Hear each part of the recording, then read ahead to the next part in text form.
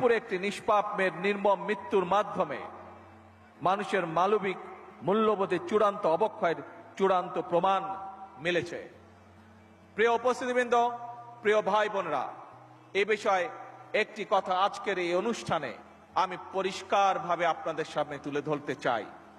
এই ধরনের শিশু নির্যাতন বা নারী নির্যাতন বর্তমান সরকার কোনোভাবেই মেনে নিবে না এবং